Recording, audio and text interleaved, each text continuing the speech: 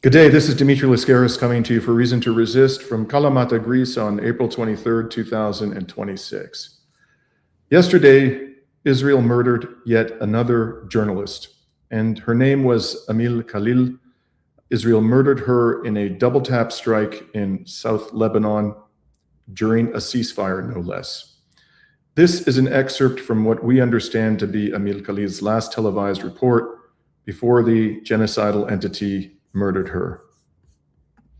المشتركة من العثور على جثماني الشهيدين سليم مغربي ومحمد الجمل اللذين استشهدا جراء الغارة التي استهدفت جسر القاسمية البحري حينما مرا بالصدفة أثناء وقوع هذه الغارة. اللافت بأن مغربي كان ينتقل من هنا برغم الخطر والتهديدات الإسرائيلية لنقل أحد الكلاب الشاردة إلى صيدا بعد أن كان قد أنقذه من إحدى الغارات في منطقة صور. Born in southern Lebanon in 1984, Amal Khalil had covered the region for the Lebanese media outlet Al-Akhbar since the 2006 war. Her latest reports focused on Israeli demolitions of homes in villages Israeli troops temporarily occupied. In an interview earlier this year with Public Source, Khalil said, "I debunk the enemy's narrative of targeting only military sites by showing evidence of them bombing homes, farms, and killing children. Through my work, I have tried to be in solidarity with these people, the people of the land." In a video posted by The Cradle today, Khalil stated that she had been threatened repeatedly by the genocidal entity. لما كنت دور سيارتي واطلع لحالي احيانا عم بتنقل بين هول الضياع، ما انا حاطه احتمال بانه دمي على كفي واستهدف. ولكن شو كنت اقول انا دائما؟ يقولوا لي عم شو بدك بالشغله كذا مدري شو هيك، قال لهم يسواني ما يسوى الناس، انا قال لهم يسواني ما يسوى هالناس. هيدا الوضع تغير بعد 23 ايلول، لانه انا كنت ابتداء من 25 اب تلقيت استهداف مباشر على هاتفي من الموساد من الاسرائيليه، وهددوني بالقتل، وكان يعني حرفيا عم بيقول انه سنفصل راسك عن كتفيك إذا ما فليتي من الجنوب، وننصحك بأنك تفلي من الجنوب. وحتى كمان ضمنوا رسائلهم، وكذا رسالة كانت على تليفوني الخاص، ضمنوا كذا رسالة معلومات شخصية عني لحتى يحسسوني إنه ليكن إحنا نعرف عنك منيح، يعني مش إنه هيك حيالله. أول تهديد وصل ب 25 آب، ثاني تهديد وصل يوم مجزرة البيجر، كمان يكررون هذا التهديد. ثالث تهديد وصل مش لإلي مباشرة وأنا كفيت، يعني ثالث تهديد وصل قبل بيومين يعني ب 21 أيلول، قبل بيومين من تصاعد العدوان. اتصلوا على جريدة الأخبار وهددوا وقالوا إنه إذا ما بتمنعوها كذا كذا رح تصير الجريدة كلها مستهدفة. يعني قبل 23 أيلول أنا أكيد ما أخذت احتياطات ولم أكترث لهذه التهديدات، لأنه قلت أنا إذا أنا بدي أعمل مثل ما بدهم، طب إنه ليش هو بده يفرض العدو الإسرائيلي بده يفرض علي السردية الخاصة فيه؟ بيجيب صحفيين على أرضي وبيروج للسردية اللي هو بده إياه، وبيمنعني من إنه أنا أتنقل بأرضي. In a statement, the Committee to Protect Journalists said Khalil's killing, quote, must be a wake-up call for the international community to enforce international law, urgently investigate Israel's 262 killings of journalists across the region, and hold all of those responsible to account, close quote. My only disagreement with this statement is that wake-up call occurred long, long ago, and the international community never answered it. Now here to discuss this latest atrocity against journalism with us is another heroic Lebanese journalist, Marwa Osman. Marwa is a course instructor of media writing at the Faculty of Mass Communication and Fine Arts at Al-Madef University in Lebanon. She's a former host of the political show The Middle East Stream, aired on Al-Itija English channel. She's also a member of the Blue Peace Media Network and political commentator on issues of the Middle East at several international and regional media outlets, including RT, Press TV, Al-Manar, and Al-Alam. Thank you for joining us today, Marwa. My pleasure. Thank you for having me. And let me just correct one thing. I am currently the host and producer of the Mideast stream on Press TV.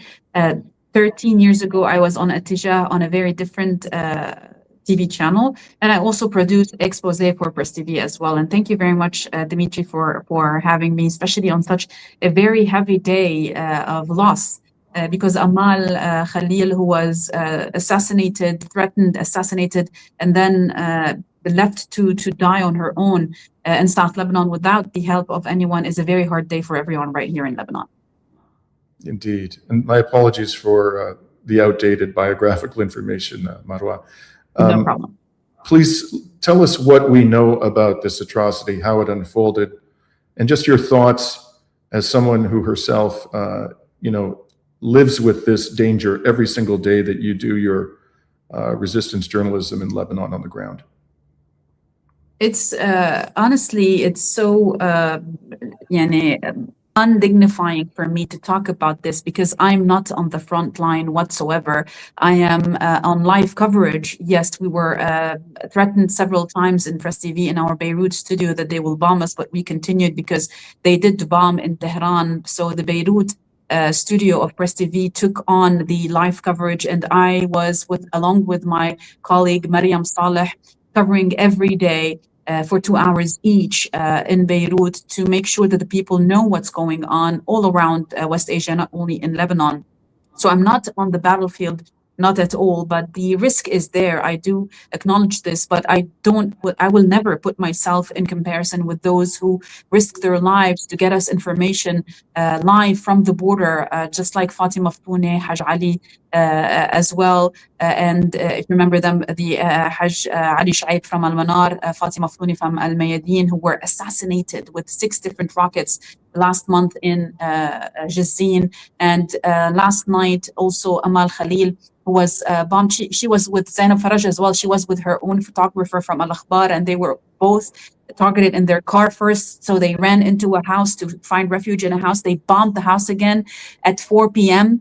And they remained there. Zainab remained there for 5 hours until Zionist Israel allowed the Red Cross to come in with the Lebanese army and get her, but they weren't able to get to Amal. So she was left till the very early hours of this morning, or the very late hours of last night, until they were allowed to go in and get her, when Zionist Israel was pretty sure that she's now dead.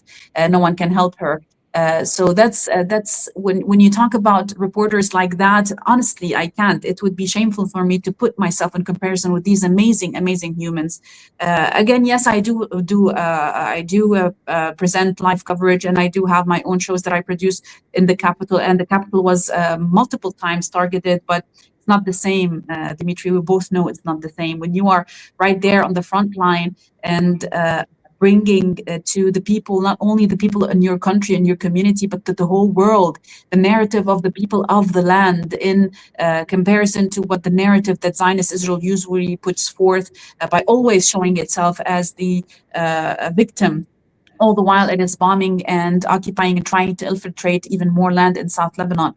So what these journalists are doing, whether they are Lebanese journalists or foreign journalists, they're doing a very honorable, risky job. And honestly, they don't know when they will be targeted, because Zionist Israel, as we saw on April 8, on Wednesday, April 8, what we call in Lebanon now the Black Wednesday, they don't really see a fighter versus a civilian versus a paramedic versus a press crew.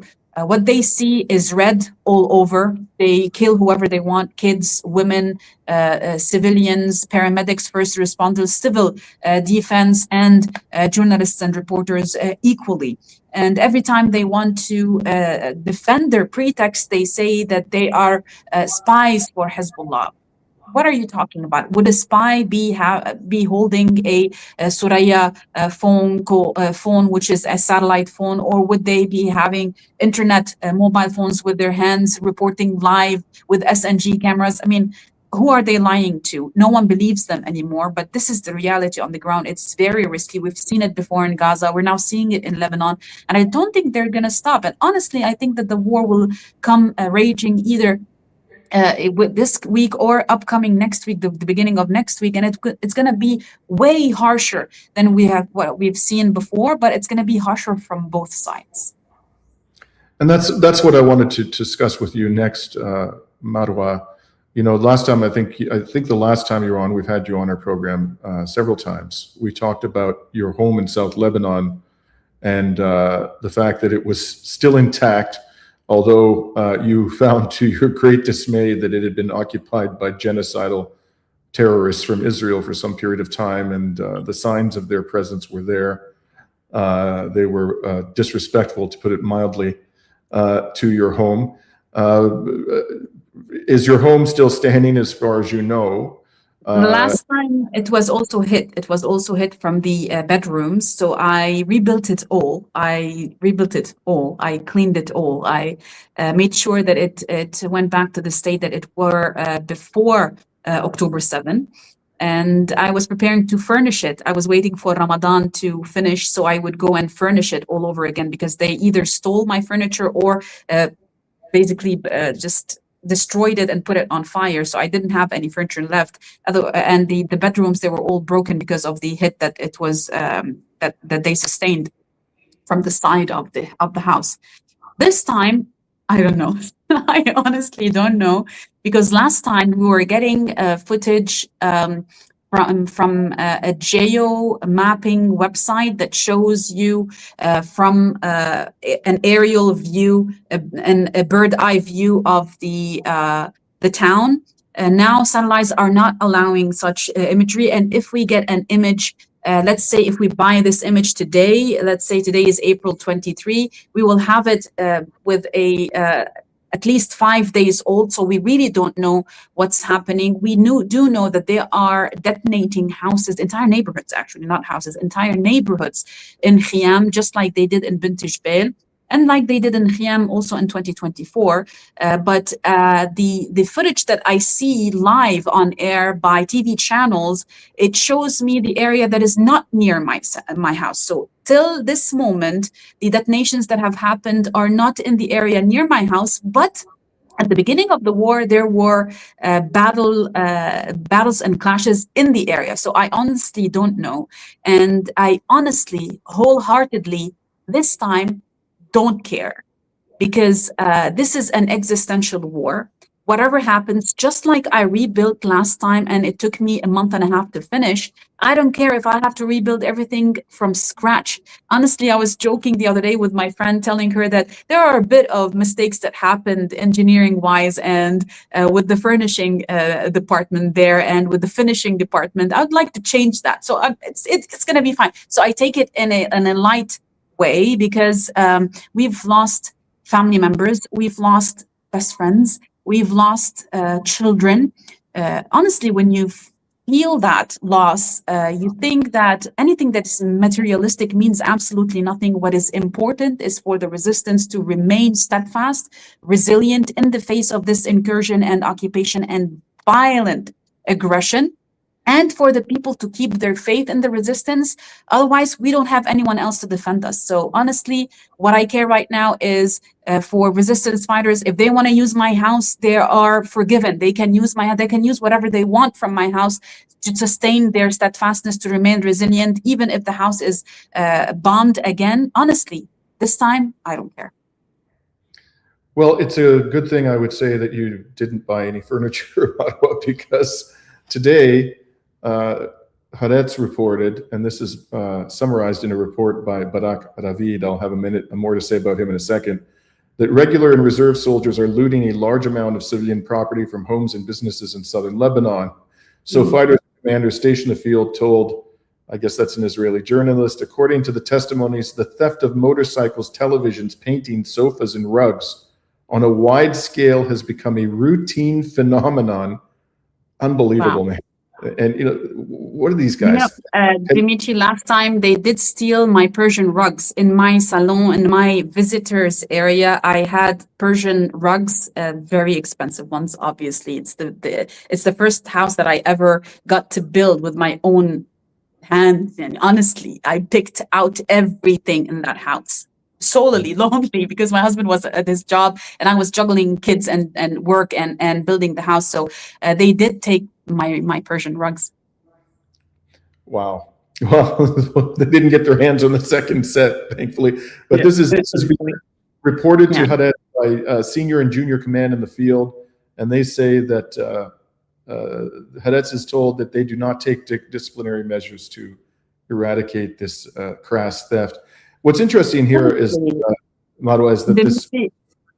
Honestly, they wouldn't even put any kind of measures against them for breaking Jesus Christ's statue. You think they're going to discipline them over a few furniture? Of course not. Yeah. And even this character, Barak Ravid, who's Israeli-American, he's a journalist, a so-called journalist for Axios, served in the Israeli military, and even he seems to be embarrassed by this just outright thievery. But I'm interested to know, Marwa, it's not just the thievery, it's not just the killing of the journalists, which is horrific enough. Could you talk to us about the other types of ceasefire violations we have seen from these criminals over the last several days since this 10-day ceasefire purportedly came into effect? More than 250 violations have been registered by the Lebanese army, Dimitri, since the beginning of this so-called ceasefire that was never a ceasefire, because at 5 a.m. on the day of the ceasefire that was supposed to start, they killed over the bridge of Qasmiya 2 people in their car, and then they started killing others all across South Lebanon. At the moment, I think since it began until now, we have more than 6 martyrs and a score of civilian injured. Added to that, what happened to Amal last night, as well as a martyr for journalism. So more than 200 times of violation, aerial, sea, land violations, and detonation of entire neighborhoods, schools, hospitals, especially in the villages and towns that are bordering occupied Palestine. Added to that, a war crime that happened and which ended up in them assassinating Amal is what Amal reported happening on Tuesday, April 21, if I'm not mistaken.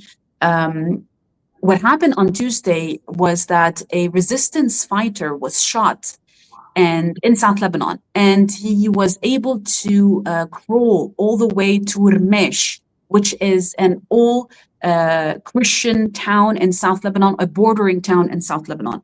And he was able to get to the Civil Defense Center, and he was helped by first responders, and his injury was minor. They were able to help him and keep him alive, and they were about to transport him to Nabatieh and from there probably to Beirut. And what happened is that the Civil Defense Center received a phone call from the Zionist entity telling them, you either give that fighter to us, or we're going to bomb not only your center, but the entire village and evacuate all the residents in it, because majorly all the Christian towns in Lebanon have not been evacuated yet. They have had the blessings of the papal convoy to visit them and try to help them out. They refuse to leave, but at the same time, they don't resist Zionist Israel. But the Israelis keep terrorizing them if they ever try to help any of the resistance fighters. And this is what happened.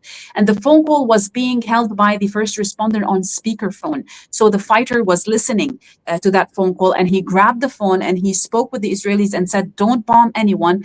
I am fully capable of walking. I'm going to come to that certain intersection. You wait for me there. And that's exactly what happened. The resistance fighter, the first responder, tried to tell him that we can transport you now to Beirut. And he said, no, I'm not going to allow them to terrorize anyone or kill anyone only because I received help from my fellow citizens right here in Ramesh. And he ended up walking all the way towards them, and they incarcerated him in a breach of every international law, every humanitarian law on this planet. But when you are an entity that doesn't even have a constitution, you don't really care about what you do, especially when the world is a hypocritic world. They give you the deaf ear and a blind eye.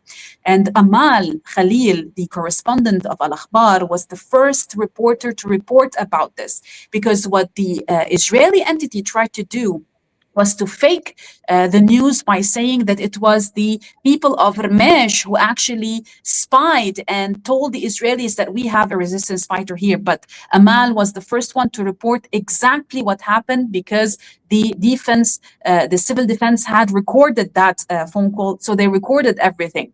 So Amal was the reporter who brought the story out to light. Less than 24 hours later, Amal was killed because the narrative was changing against the will of the Israeli entity. So not only violations when it comes to air, land, and sea military, but also war crimes against humanity. Because in any war, there's always a law according to whether the Geneva Convention or the UN Charter that states if a soldier is wounded, he is no longer a target, especially if he goes to a hospital.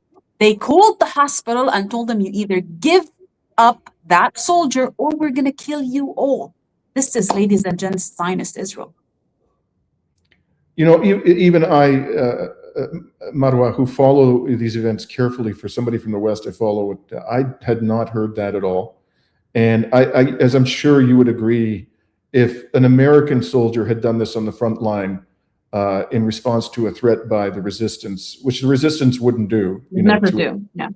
To annihilate a village, this would have been front page news all over every major newspaper in the West. And I have not seen a single report of this extraordinary event. I can send you the link by Al Akhbar News Daily. It's in Arabic, but you can translate it using any platform you like, and you can get it exactly the way that I told you. We'll include that link. Thank you, Marwa. We'll include that link to the description.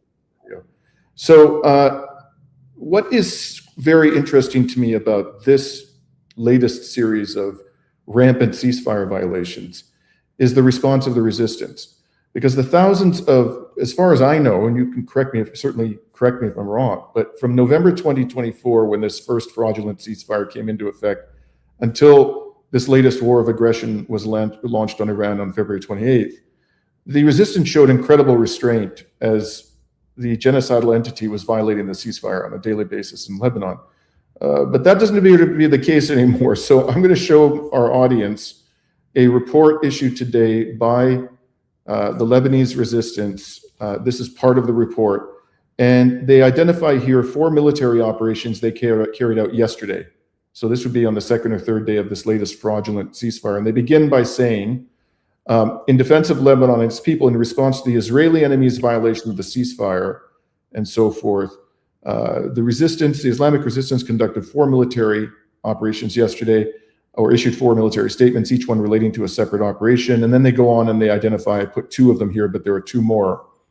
And then for good measure, and by the way, there was another report just before you and I began speaking today about a military statement. Yes, yeah. Which conducted, it was a military operation conducted today, not yesterday. Yeah. And for good measure, the Islamic resistance published a video of one of its most recent military operations. And I just want to share that with our audience before I ask you about this.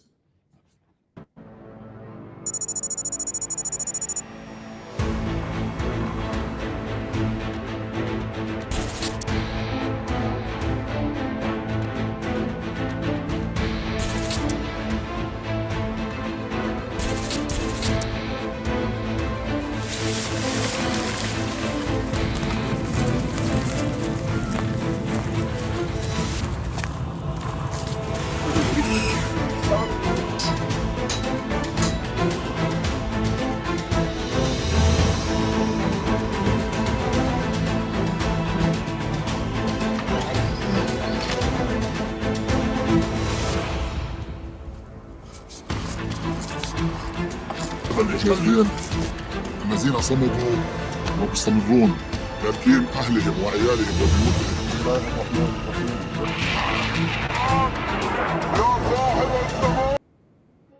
So in the interest of time, I won't show the whole video, but that's just one example. Let me just tell you, the map that we saw at the beginning is the settlement of Kfarj al-Adi inside of occupied Palestine. So this was the first operation ever since the ceasefire, because ever since the ceasefire happened and Zionists started violating it, Hezbollah was retaliating inside Lebanese territory. But this one on April 21st, it was a retaliation towards Kfarj al-Adi, which is inside occupied Palestine.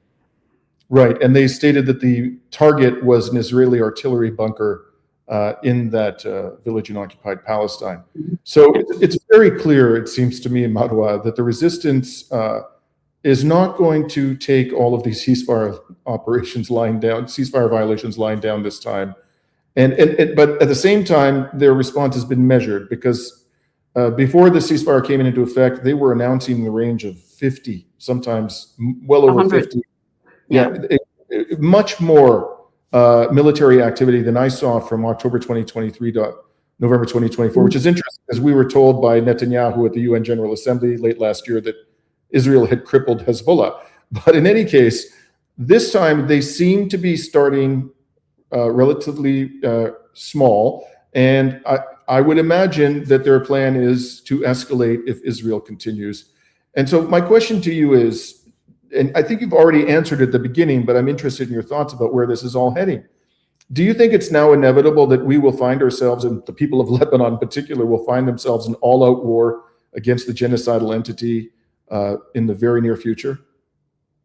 Let's begin by telling you right here in Lebanon, we have been adapting to the thought that we are still at war since September 17, 2024, since the terrorist attack of the pagers attack on Lebanese civilians, taking out in the same minute more than 2,000 on September 17, 2,000 civilians, and on September 18, about 1,500 others. So since then, we believe that we are in open war with Zionist Israel. Now, it sometimes escalates and sometimes lowers, but throughout the 15 months before March 2nd, Dimitri, we were at war with Zionist Israel, but the resistance was adamant on keeping itself in accordance with the ceasefire, which Zionist Israel violated more than 10,000 times, killing in the process more than 500 Lebanese civilians. And when I say civilians, it doesn't mean that the men and women who were killed, especially the men who were killed, were not part of Hezbollah. Majorly, many of them were part of Hezbollah, and the others were actually just civilians. But many of them who were part of Hezbollah were not on the battlefield. So this kind of assassination was illegal. This is assassinating someone who is a civilian, who is not fighting you, who is not in the battlefield. When you kill someone in his own bedroom or in his own car, this is an assassination. And this does not, according to the Geneva Convention and to humanitarian laws, it amounts to a war crime.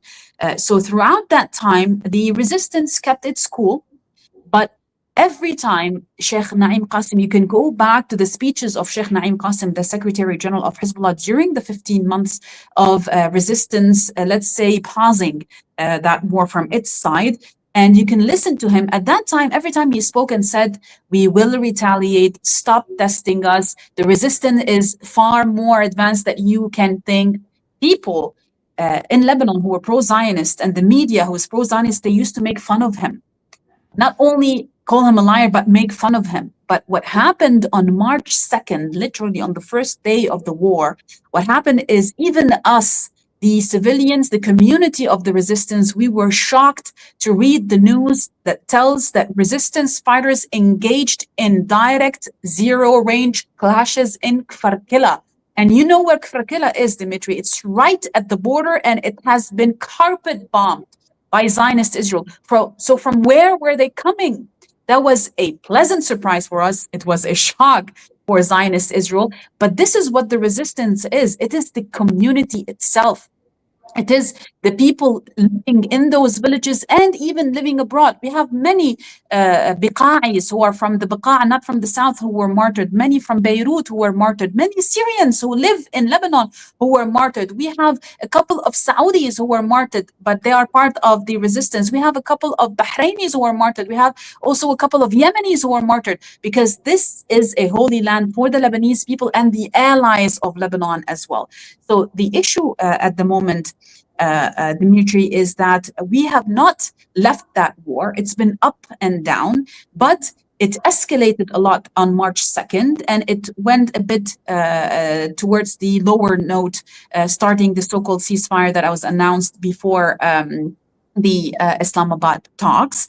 by not having bombs in Beirut, but we still have sonic booms, we still have spy drones, we still have jet fighters that fly at least once per day over the capital. But we know this is not done yet. You know why? Because the resistance on day one issued a statement saying that if you trust the resistance, you won't go back home to the south or to Dahieh, Beirut suburbs, because we don't trust Zionist Israel. And we know for sure that Netanyahu is just adamant on seeing more blood spilled in Lebanon. So be careful.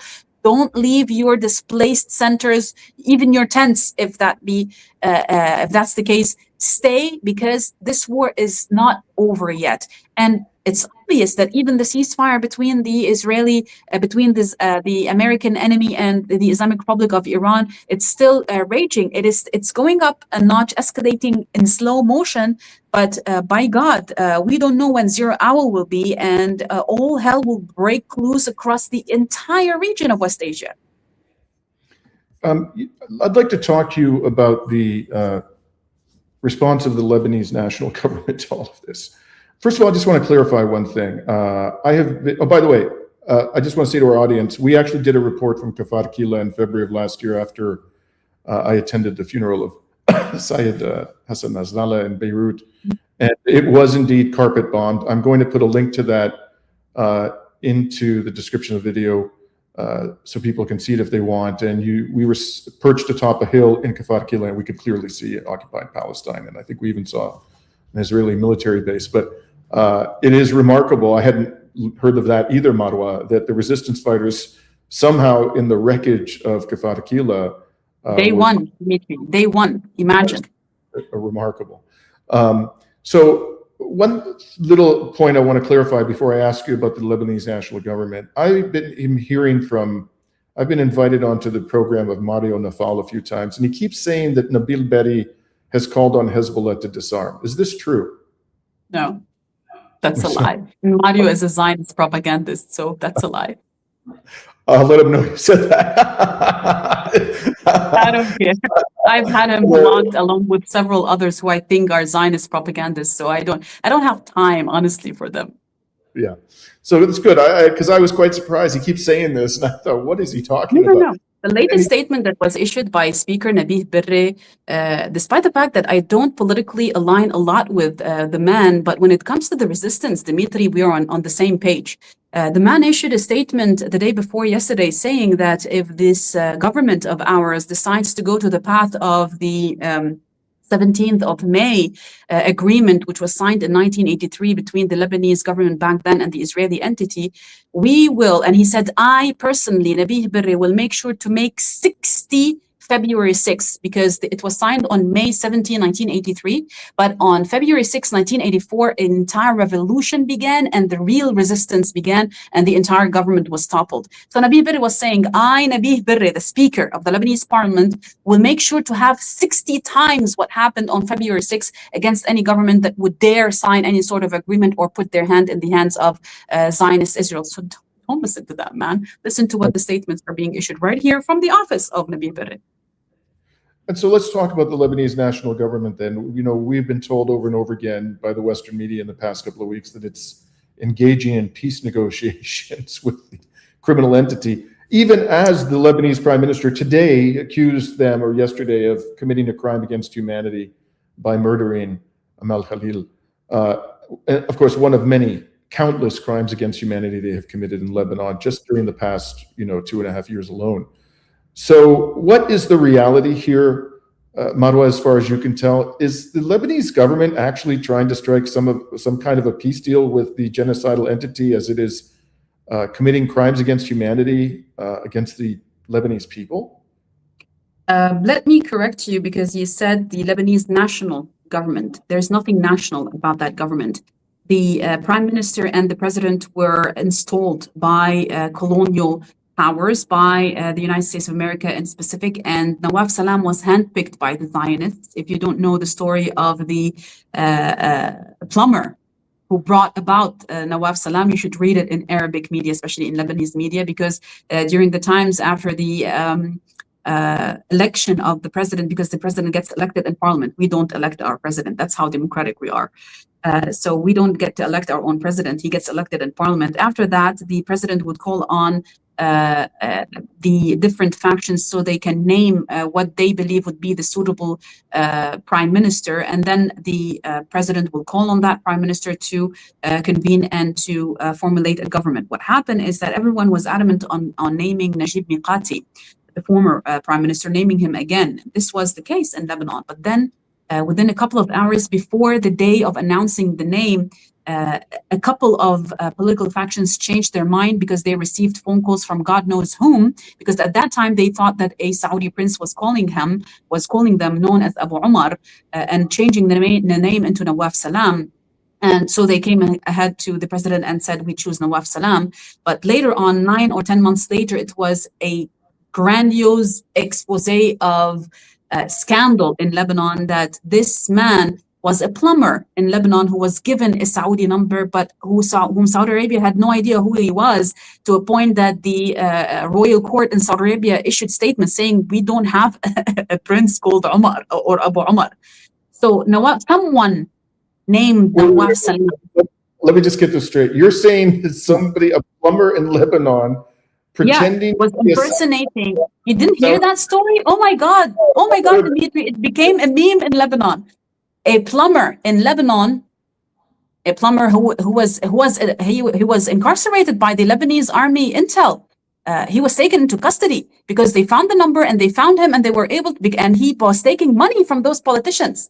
So he was investigated, and he was told to get that number, that Saudi number, and to fake a Saudi accent and to call those politicians and tell them to name Nawaf Salam instead of Najib Mikati. This is how Nawaf Salam came to be the prime minister of Lebanon. He's a Zionist puppet. It is funny, but look where he's taking us. So that being said, the president himself was only elected on the second try during the election day on February 9. Why? Because I think it was on January 9, not February 9. On January 9 of 2025, on the second ballot vote, not the first. On the first, he didn't get the necessary votes. Why? Because Hezbollah and Amal movement did not vote for him. The Shias of Lebanon did not vote for him until they had a meeting and they agreed that he will issue in his government speech, and in the government draft, which is basically a draft of which the government would be voted for in confidence, or the confidence will be taken away from the government, that the resistance will be named, and that Lebanon has the right to defend itself. And if you go back to the speech of the president when he got elected on the second try and he got the necessary votes, you can listen to his speech. None of the points that he mentioned in his speech were implemented, neither the reconstruction, nor the return of the displaced, nor the relief of the occupation. Zionist Israel did not leave. On the contrary, they're taking more land, nor the right for Lebanon to defend itself through any means possible. This is what he said, through all and any means possible, which means it's legitimacy for the resistance. So he reneged on all these promises, and now he's running as Zionist Israel was killing us, literally, on the ceasefire on April 7, when the ceasefire was announced between Iran and the US. We were supposedly going to be included in that ceasefire, but him, the president, and Nawaf Salam said no, giving pretext for Zionist Israel to come and attack us in a massacre, killing 357 civilians on Wednesday and 1,223 wounded in less than 10 minutes because of their incompetence, honestly, not to say another word. It's treachery also, not only incompetence. So now they are trying to talk with the Israelis while we are still dying, we are still displaced, our homes are being bombed, journalists are being killed, paramedics are being killed. Nothing they ever agree upon will be implemented, Dimitri. And I'm not saying this because I am truly hurt by what's going on. I put my emotions aside when I analyze and speak politics. You should listen to what the families of the martyrs are saying. Every day there's a protest in front of the ministerial palace, in front of the governmental palace in downtown Beirut in Martyrs Square. You should listen to what the people are saying. You should listen to what Amal's brother yesterday on live TV, on Al Jadid TV, was saying. He said, I hold the president and the prime minister responsible for the death of my sister Amal Khalil in South Lebanon, in Tire, because they were groveling at the feet of the Zionists and the mechanism, the US mechanism, instead of sending the Lebanese army to get her, even if under fire. That's literally what's brewing at the level of the public, Dimitri. Not only we don't accept, if Nawaf Salam and Joseph Aoun take a plane to go to Washington to put their hands in the hand of Netanyahu, they will not return to Lebanon. And if they do return, they're not returning to their palaces. That's it. That's it. Save this. And if it happens, play it again. I think that's a wonderful point on which to conclude our discussion today, Marwa. Well said, my friend. Words to remember, and we will indeed play them for our audience if that notorious day ever comes. Inshallah. Thank you very much, Dimitri. I want to thank you for allowing me on your platform and allowing our voices to be heard by your viewers. And thank you again for always being part of our struggle, because I saw that you came to Beirut. Hopefully, inshallah, you come back when it's victorious. I will indeed. Not a team of wild horses could stop me. Thank you very much, Marwa. Sure. We'll be signing off today from Kalamata in Beirut on April 23rd, 2026.